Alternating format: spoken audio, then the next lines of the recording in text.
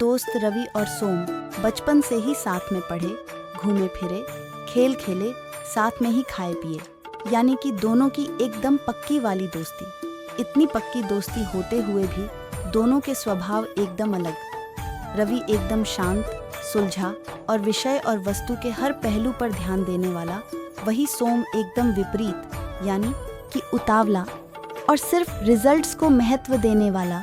सोम हर काम को जल्द से जल्द करके उसे हटाने के बारे में और सबसे पहले नंबर पर आने के बारे में सोचता। ऐसा करने में उससे कई गलतियां भी हो जाती। रवि कभी किसी काम में जल्दबाजी नहीं करता। वह हर एक काम को सोच समझकर उनके हर पहलुओं पर गौर करके ही करता।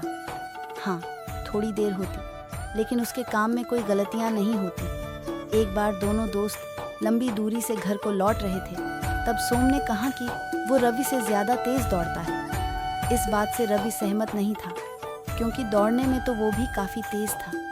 ये बहस एक शर्त में बदल गई।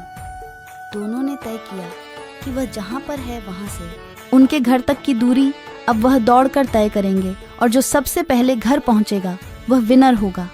दोनों ने साथ में दौड़ना शुरू किया। कुछ दूर जाकर वे दोनों कंकड़ पत्थर वाले रास्ते को दौड़ने लगे।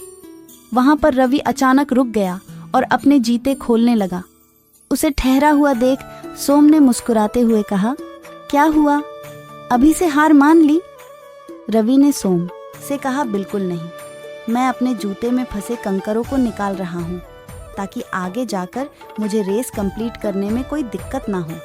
वो बोला, मुझे छोटे मोटे कंकरों की परवाह नहीं है, मैं किसी भी हालत में तुमसे पहले ये रेस कंप्लीट कर लूँगा। इतना कहकर सोम आगे बढ़ गया।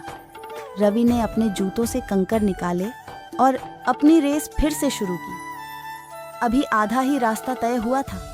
रवि दौड़ते दौड़ते सौंग तक पहुंच गया। उसने देखा कि सोम की रफ्तार धीमी हो चुकी है। उसे यह समझते देर न लगी कि सोम के जूतों में फंसे कंकरों की वजह से उसे दौड़ने में तकलीफ हो रही है। देखते ही देखते हैं रवि सोम से आगे निकल गया। लेकिन तभी रवि को पीछे से सोम की आवाज़ सुनाई दी, जो उसे मदद के लिए बुला रहा था। रवि तुरंत पीछे मुड़ा और अपने दोस्त की मदद करने के लिए उसके पास पहुंच गया। वहां जाकर रवि ने देखा कि सोम के पैरों से खून निकल रहा था, और ये उन्हीं छोटे छोटे कंकरों की वजह से हुआ था जो उसके जूते में फंस चुके थे और उसने निकाले नहीं थे।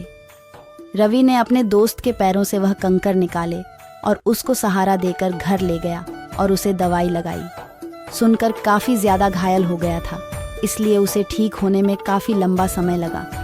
सोम को इस बात का हमेशा सोच रहा।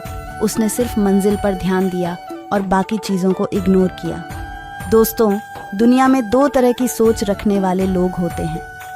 एक, वह जो मंजिल को ज़्यादा महत्व देते हैं और सफ़र पर ध्यान नहीं देते।